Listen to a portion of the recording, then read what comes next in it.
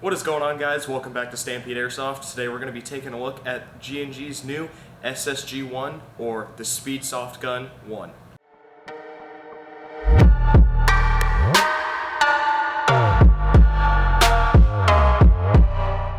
This rifle features G&G's robust polymer CM16 receiver with a polymer stock and polymer pistol grip, the same pistol grip that is found on the ARP9s.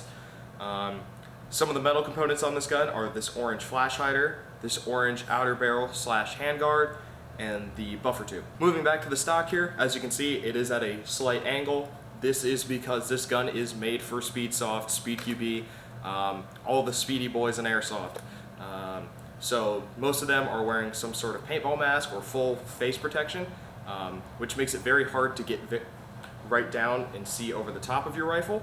So having a slight angle in the stock will allow them to get a very nice cheek weld while being able to see over the top of the rifle and look through any optics that they might have mounted to the top of this thing.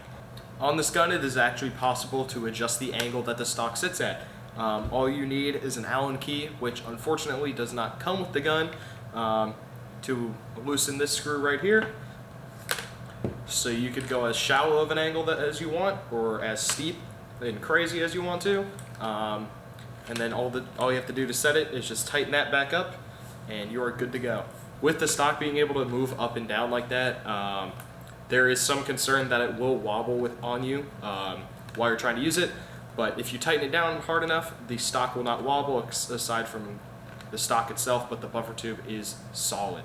Up at the front here, there are two Picatinny rails at the top and bottom of the orange tip, allowing you to mount either front iron sights, a flashlight, maybe a laser of some sort.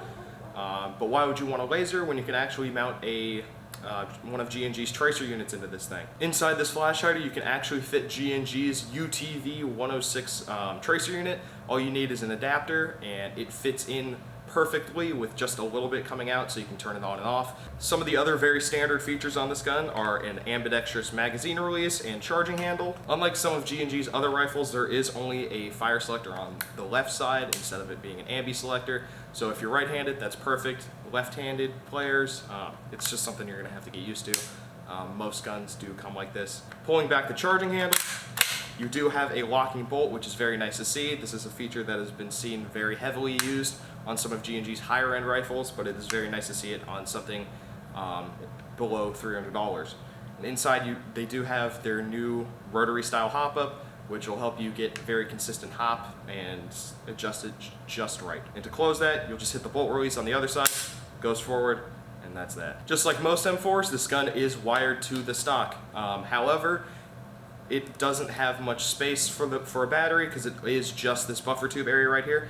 To get to that, you pull the stock all the way back, pull down on the tabs at the bottom of the stock, and pull it straight off. Inside the buffer tube, you will find a small Tamiya connector and your fuse. I don't know why this gun isn't wired to Deans. Every gun should be wired to Deans. It is the year 2020. But that is a very easy upgrade, and it's probably one of the first things you would do to this gun if you do care about performance, because it will help a little bit.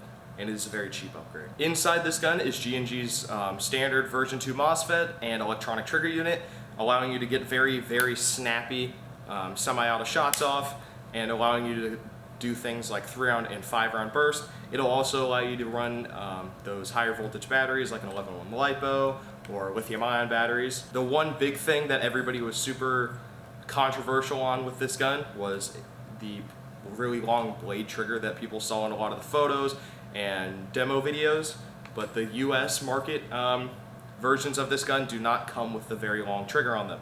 They come with the regular flat trigger from G&G. They do sell aftermarket the trigger and the extended trigger guard, so if you wanted to do that upgrade on your own, you could do that, but there are a lot of fields that already don't allow that sort of thing, and there are some states altogether that don't allow long triggers on airsoft guns. Aside from the long trigger and extended trigger guard, they do sell colored outer barrel and tip colors, so you can make this gun entirely your own. You can mix and match colors, you can match with other teammates, and just really personalize it to make it fit you.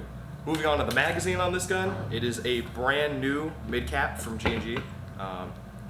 It does have the follower that we have seen before on some of the higher end rifles. So it is going to feed every last BB in this magazine, and not the same as other magazines that feed every single BB. When you pull this magazine out of your gun, no BBs will drop out of the mag if it is empty, or out of the gun itself.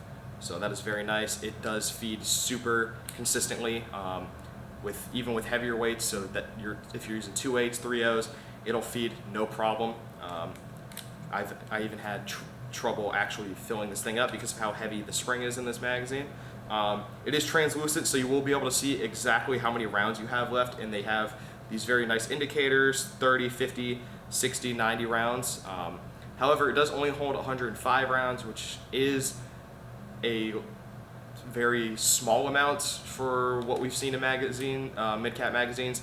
Most people have been trying to get them bigger, but they went the other way, and instead of making it hold more, they made it feed better.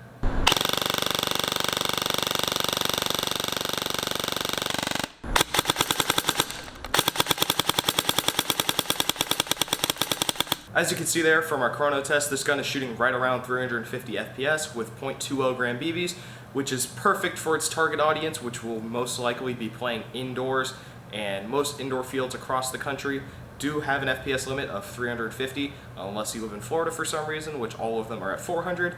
And with an 11-1 light bow, it is feeding 25 balls a second, which is quite fast for a stock gun. G&G does magic to the internals on all of their guns to make them shoot phenomenally.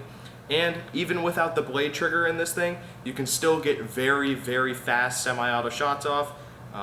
Because of that electronic trigger unit, it is super easy to just sit there and feather the trigger. In my opinion, G&G has done a very good job with this gun. I know a lot of people like to hate on it when it was first announced, but it's made for a very specific audience. It's made for those people that like to play fast, wear paintball masks, that sort of thing.